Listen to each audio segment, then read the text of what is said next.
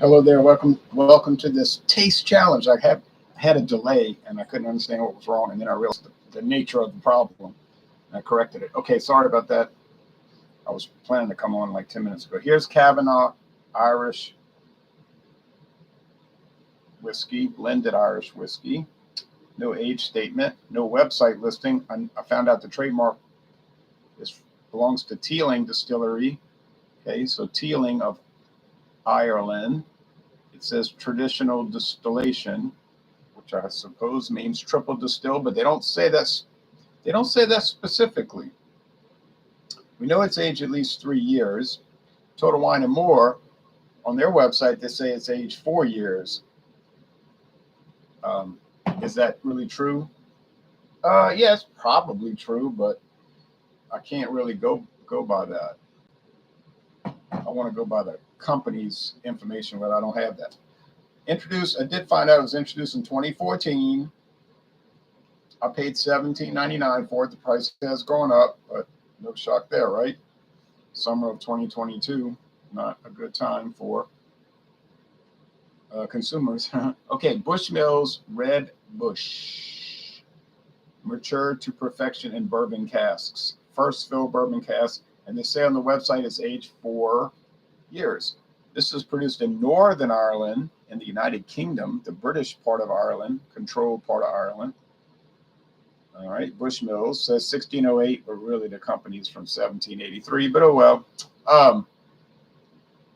Finest blended triple distilled, County Antrim, Northern Ireland. Product of Ireland. Well, Northern Ireland is Ireland. It's just a different political, government part of it. It's like Korea, there's two parts. China, there's two parts. There's two Virginias, two Dakotas, but it's all Dakota, right? And so forth. All right, they're both 80 proof. So 5-year age versus a probably 4-year age, we don't know. Has a nice website, doesn't have a website. This runs about $24 a bottle, but we got it for $9.99 at Savannah Discount. My friend David and I got it for $9.99 at Savannah Discount. He said, I'm going back and get another bottle. Do you want another bottle? I said, nah. I mean, one is enough. But it was $11 after tax, even after tax. So you couldn't really beat it. You can't beat it. It will not be beaten. And it's been a real winner. Bushmills makes 3 base model whiskies. They got the original, age 5 years. The Black Bush, age 8 years, really fine product. And this one here, Red Bush, age 4 years. And then if you look on the website, link below, it has all kinds. It just came out with a new one. Special aging process version. Then you got your, 10-year age, 12-year age, 18-year age, and that's going to cost a fortune. But if you can even find the stuff.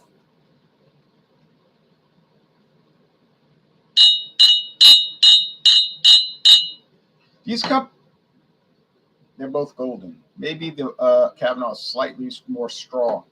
These companies all do this. They don't all do it, but they mostly do it. Like they'll put out a regular model that most everybody sells, and then all these specialties. Like, give you an example I saw yesterday. There's Tom Moore bourbon.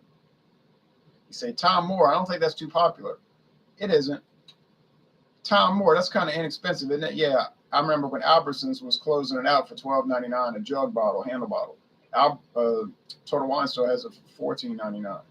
But it has been on the market since like 1879 or whatever it is, something like that. It's a real company. Well, it was, it's bought out by Sazerac now. But it was a real brand and everything.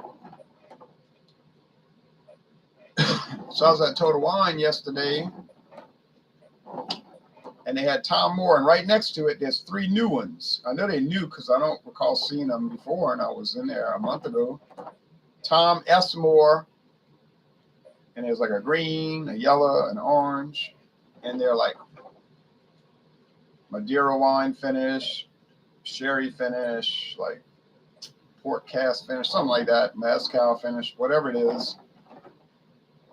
And they were $69.95 for a regular size bottle, like fancy pants. But it's all Tom Moore, and it's all from Barton, 1792 distillery. You know, they make Barton blended whiskey, which is really inexpensive. And then you got Barton 1792, which comes at all sorts of levels. You know, you got your like $28 bottle to start, and then it can go up to unheard of prices, you know. And then there's Barton, there's the very old Barton series VOB, which same thing. You get the regular price, might be $13 a bottle, $12 a bottle. And then it starts to climb. All right. What I like to try, Tom S. Moore.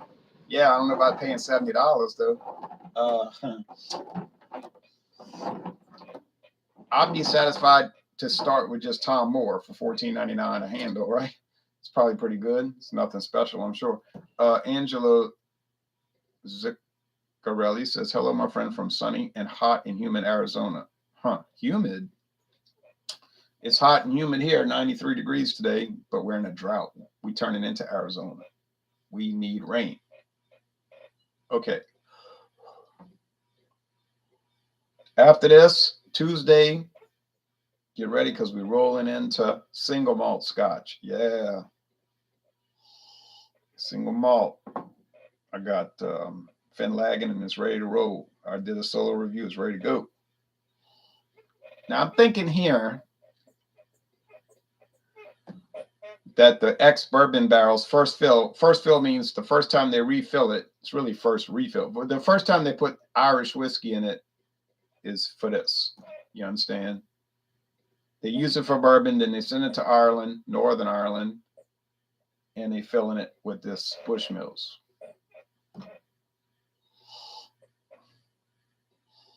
So you get that little slight bourbon thing going on with it. It's very slight, but it's there. Yeah. They both have the wood thing going on.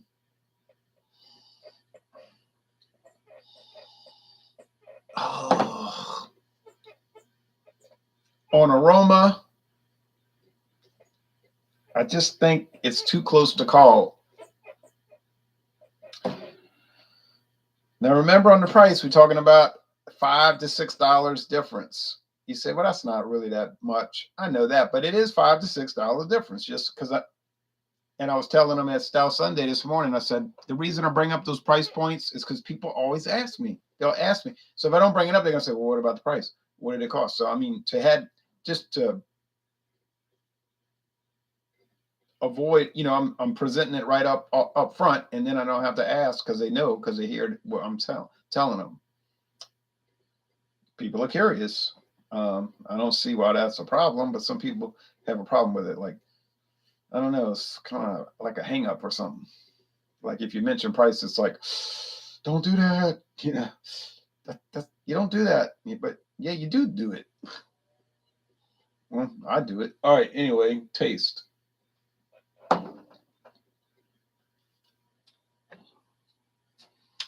DJ Beacon, Red Bush is nice stuff and about $10 less than Black Bush. You're right.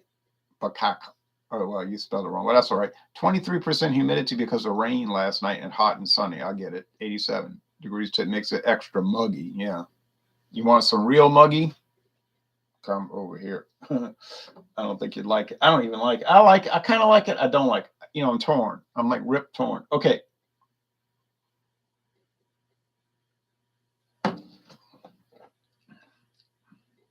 But I don't want to go into all the reasons, it's not really related to the video.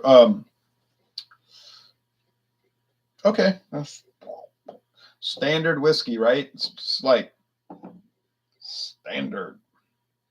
Grain, cereal grain, indistinguishable. You say, what about the corn? What about the wheat? What about the barley? What about the rye? What are the components? I don't know. It's probably mostly corn. It's probably barley malt whiskey. Could be copper pot still, unmalted barley. I don't know. And you never guess. So they don't offer the ingredients on the website, except in a general sense.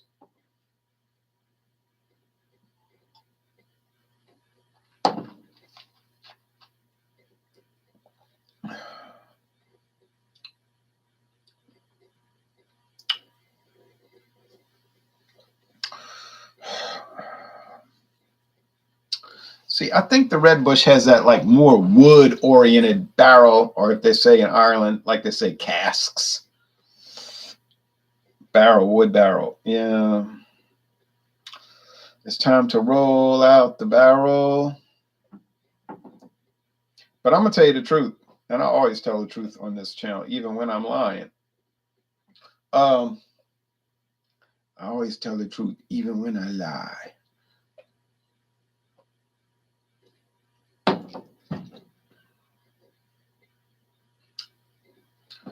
They're not too different one from the other. I'm going to tell you right now, they're not. You think, oh, yeah, it's a big difference. I'm telling you, oh, no, it isn't really. I mean, it's up to you. If you want to pay more. I paid less. You know what I just told you. I paid $9.99 for the Red Bush. When you see a deal like that, it makes you almost want to buy like 5 bottles, you know, 5 times 10, $50. You get $5 of Red Bush. I mean, normally you buy 2 bottles, that's $50. It's gone. So it was very tempting, you know, to just go all wild with it. But then I said, what am I going to do with, you know, what am I going to do with all this? It's crazy, you know.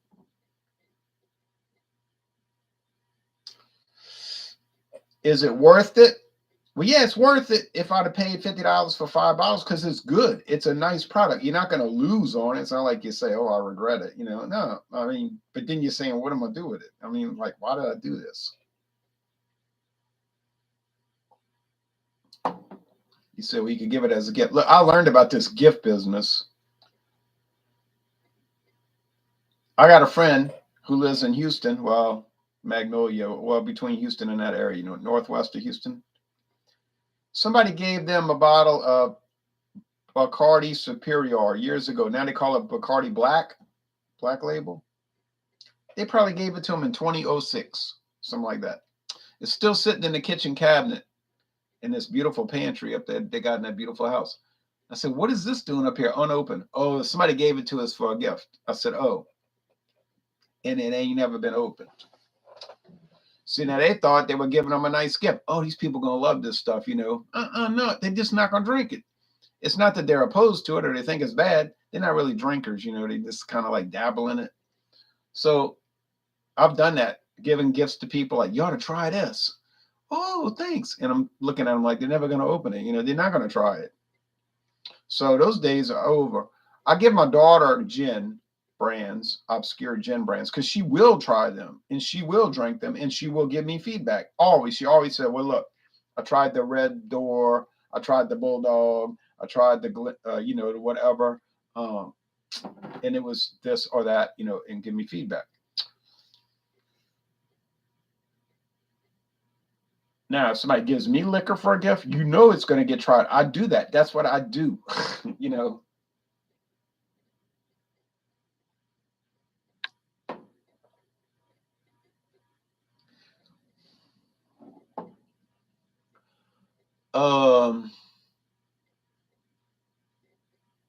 Kavanagh has this vanilla cream thing on. This thing here kind of has that vanilla cream, like that Cadbury egg filling.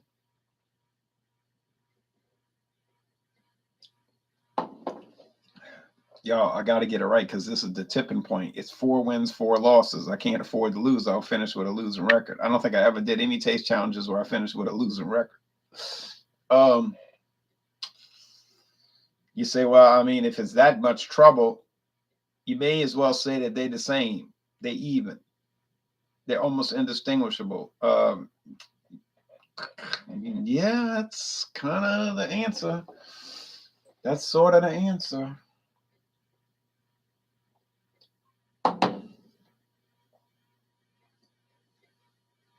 But I don't feel comfortable doing it like that. Do you get a lot of grain spirits in both of these? Like, you know, the grain whiskey, that's all minimal. Yeah, I mean, what you think? It's less than $25 for each bottle. You know, you're not going to get all this rich malted whiskey, malt whiskey. You say, I want, that's what I want. Well, you got to get the Black Bush. It's going to cost you $33, but you're going to pay and you're going to like it. Okay, all right. I think this is the Red Bush, but is it better? You could make that case, but it would be so close, it's almost not even bringing it up. So, saved by the char, if you want to say that. Save, because it was a little tiny, itsy bitsy, teeny weeny, little bit of char, and it was so washed out, but it was there, you see. Well, I could tell them apart, but it was such an effort that you just got to say that the Kavanagh wins, because you're saving $6,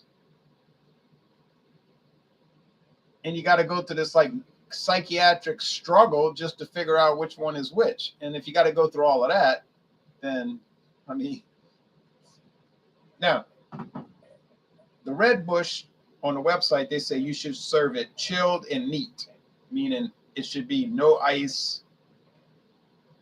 Don't mix it with 7-Up or whatever you want, or ginger beer, whatever you're going to mix it with.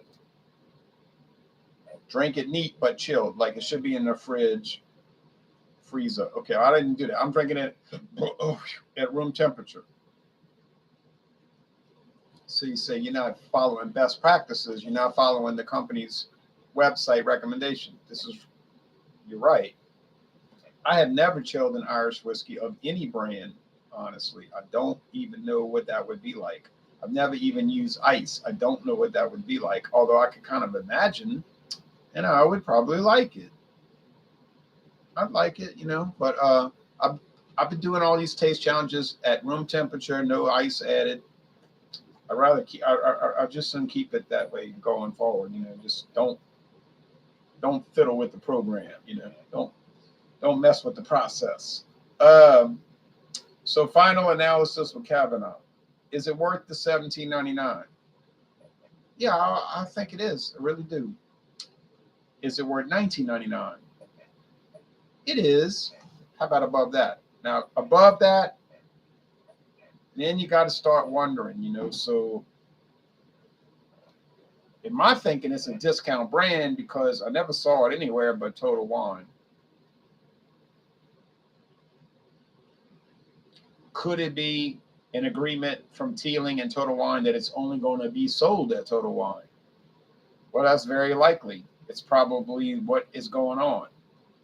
That's not a problem. Everybody does that. CVS Pharmacy got a production agreement with Sazerac, but they don't use the name Sazerac. They call it the Legacy Distilling Company. No problem. Everybody, you could tell who makes it anyhow, if you have a trained eye, which I do. So they're fine. Those are nice. But CVS is more militant about it. They got tags on the back of each of those bottles saying, this product should only be sold at CVS Pharmacy. If you see it anywhere else, please call this number.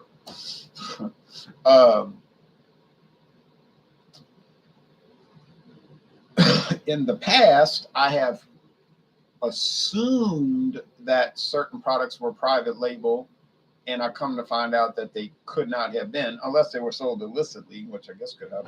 Like Caliber. I was saying, Caliber, that's for Walmart only, from Sazerac to Walmart. But then there I am at Rouse's.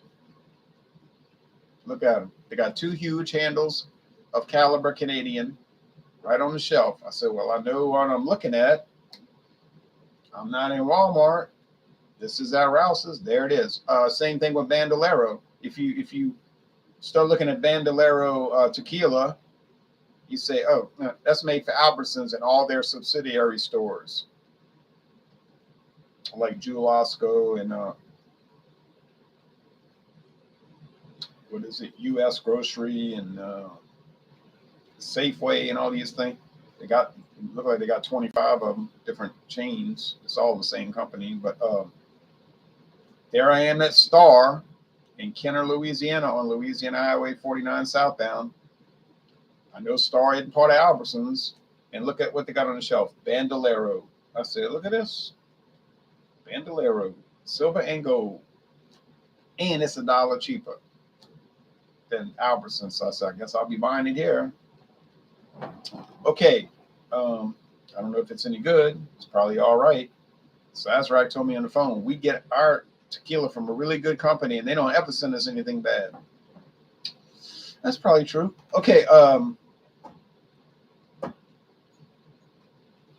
So get ready for baseball about to come on.